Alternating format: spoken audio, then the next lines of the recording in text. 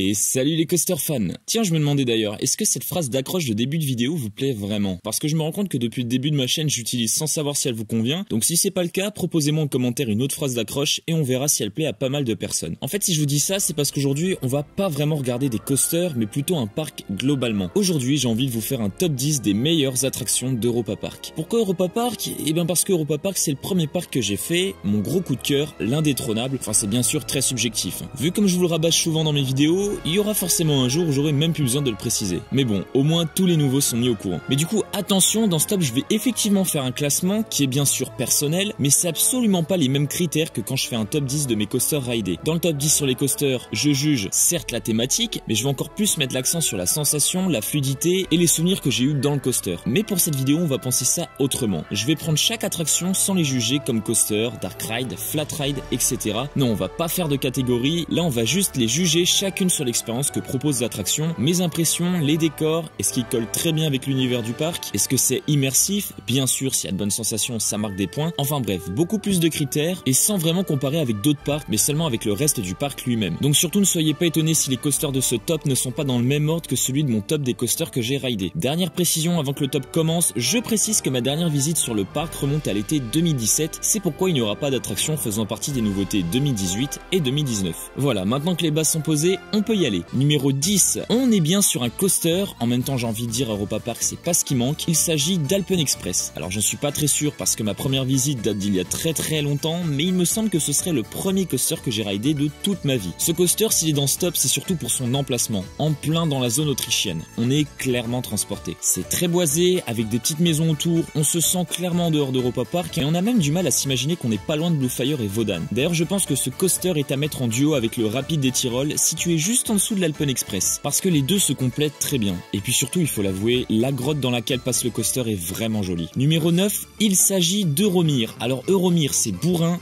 blindé de G positif, et certains diront même qu'il fait mal. Personnellement, il en faut vraiment beaucoup pour me faire détester un coaster pour son inconfort, et Euromir ne me dérange pas tant que ça. Et d'ailleurs, c'est l'une des caractéristiques qui me fait apprécier ce coaster. C'est très puissant, notamment l'hélice de fin, surtout si vous la prenez en arrière, c'est assez déstabilisant quand on n'est pas habitué. Et bien sûr, Euromir, c'est surtout cette musique.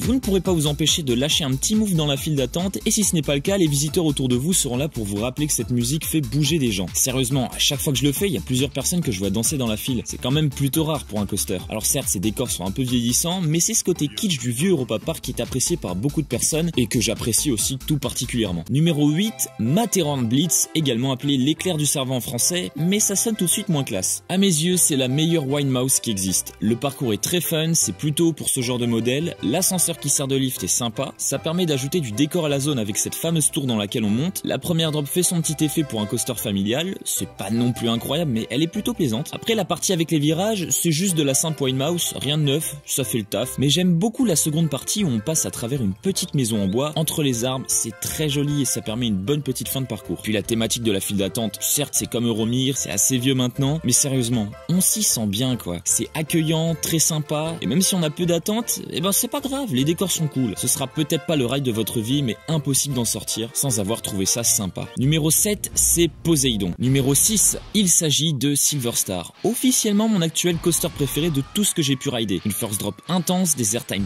pas vraiment éjector, mais vraiment cool pour les amateurs de 0G, et des moments quand même assez intenses pour un peu surprendre. Mais mis à part son côté sensationnel, on n'a pas grand chose. En fait, la file d'attente est pas très longue, on a juste un hall avec quelques voitures, mais sinon c'est que des parcs à bœufs ou des longs couloirs tout gris. Alors oui, c'est pas pour la thématique de Silver Star qu'on l'aime bien, mais j'avoue qu'en venant à Europa Park qui se veut être le meilleur parc du monde, une file d'attente si peu fournie, c'est bien dommage. Mais bon, ça reste quand même un très gros classique dans le parc. Numéro 5, il s'agit d'Eurosat. Par contre, je parle bien de la version originale d'Eurosat, étant donné que j'ai pas encore testé Cancan Coaster. Eurosat était une légende. Certes, c'était pas le confort absolu, ni les sensations les plus folles, mais c'était vraiment fun à faire, et puis l'ambiance, oh là là, mais cette ambiance, c'est sans doute l'une des attractions dont je garde les meilleurs souvenirs. Comme Euromir, c'était ultra kitsch, là pour le coup la musique faisait moins danser, mais on savait qu'on avait clairement affaire à du typique vieux Europa Park. Est-ce qu'il y a un fond de déception derrière tout ça? Mais bien sûr que oui. J'aimais vraiment l'ambiance de ce coaster. J'aurais été pour un retrack avec un nouveau parcours comme celui qu'on a aujourd'hui, mais sans son ambiance spatiale très rétro, je trouve qu'il manque quelque chose. Après je peux rien dire vu que j'ai pas encore eu l'opportunité de faire Cancan Coaster. Si ça se trouve je vais vraiment bien l'aimer. En plus c'est vrai que la nouvelle version colle bien mieux avec la thématique de la zone française, mais je garderai toujours un souvenir très nostalgique de Rossat.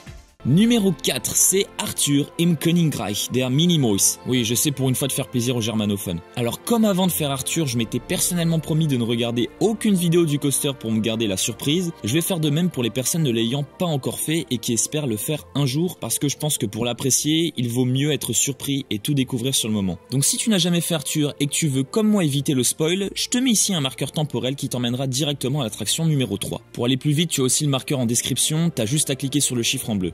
Alors maintenant que les anti-spoilers nous ont quittés, je vais enfin vous donner mon avis. Tout d'abord Arthur, gros point négatif, et qui est je pense le seul, c'est qu'il est trop court. J'aurais bien aimé quelques minutes de plus. On se sent tellement immergé dans cet univers que ça casse un peu la magie de se rendre compte que ça dure pas très longtemps. On a aussi quelques cassures durant le parcours avec des zones moins thématisées, mais sinon mis à part ça, le ride est magnifique. Notamment deux passages en particulier. Le moment où on arrive à Paradise Alley, avec des détails très poussés, mention spéciale au Capri Sun géant, et surtout l'arrivée dans le village des Minimoys qui donne vraiment une impression de voler juste au-dessus, un peu comme si on était sur des insectes géants qu'on retrouve dans le premier épisode d'Arthur. En plus de ça, les musiques sont très bien placées et sachez-le, une musique très bien placée dans une attraction, ça peut vraiment vous changer l'expérience. Et c'est le cas dans Arthur. J'aurais voulu voir d'autres zones tout aussi poussées que ces deux-là dans l'attraction et je pense que si le parc avait fait ce choix, Arthur serait de très loin la meilleure attraction d'Europa Park. Numéro 3, c'est Blue Fire. Ah, Blue Fire. En tant que coaster, il est pas mal critiqué, considéré comme peu sensationnel par certains fans. À avis purement personnel, je le trouve vraiment bien. Mais là, pour le coup, ça veut un peu rien dire, parce que Blue Fire fait partie des coasters qui départagent les fans. Donc je vous inciterai fortement à vous faire votre propre avis sur le coaster, parce que ça varie énormément d'une personne à l'autre. Bon, de toute façon, dans tous les cas, faites-vous vos avis sur les attractions, mais encore plus sur celui-là. Ce qui fait que Blue Fire est dans l'ensemble bien mieux que Silver Star, c'est qu'il est certes sensationnel, et il est surtout vraiment beau et bien mis en valeur. Regardez-moi ça, ça donne pas envie? Franchement, j'aime surtout ce moment où on arrive dans la gare. C'est pas trop, ni pas assez, juste ce qu'il faut pour une bonne immersion. Puis vous savez, une fois de plus, la musique à Europa Park a joué un rôle important. La musique de Blue Fire fait énormément voyager. Rien qu'à écouter chez soi, c'est épique et ultra inspirant, donc clairement, entendre ça quand on arrive dans la gare, c'est grandiose. Ouais, j'utilise des termes un peu forts, mais au moins vous aurez compris que je l'aime vraiment bien ce coaster. Numéro 2, une attraction qui cette fois n'est pas un coaster, le Voletarium. Bon alors j'en ai déjà bien parlé de celui-là durant ma dernière visite à Europa Park, mais en gros si je pouvais vous dire simplement pourquoi il se retrouve si haut dans ce top, c'est parce qu'il est sans doute une preuve de la forte évolution et du tournant violent qu'a pris Europa Park depuis ces dernières années. Des thématiques poussées à fond, avec une attraction qui raconte vraiment une histoire digne des plus grands parcs du monde. Alors d'accord, les Flying Theater, c'est plus vraiment aussi inédit qu'à la sortie de Soaring à Epcot, mais ça reste une attraction ultra immersive. Et puis la file d'attente est vraiment belle. C'est que des petits détails du début jusqu'à la fin. C'est clairement une des attractions incontournables à Europa Park aujourd'hui, surtout si vous cherchez l'immersion et de beaux décors. Et enfin, le numéro 1, je pense que vous l'avez vu venir, il s'agit de Wodan,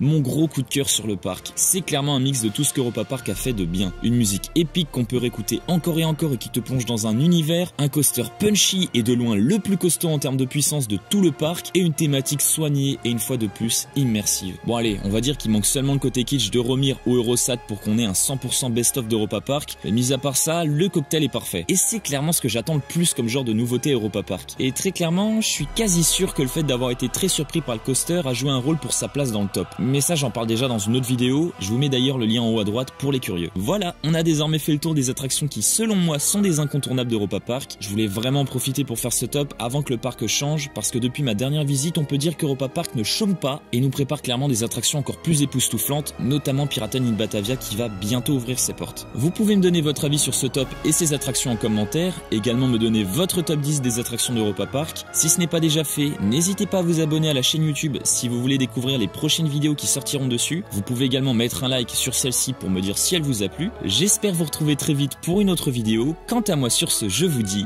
à plus les coaster fans.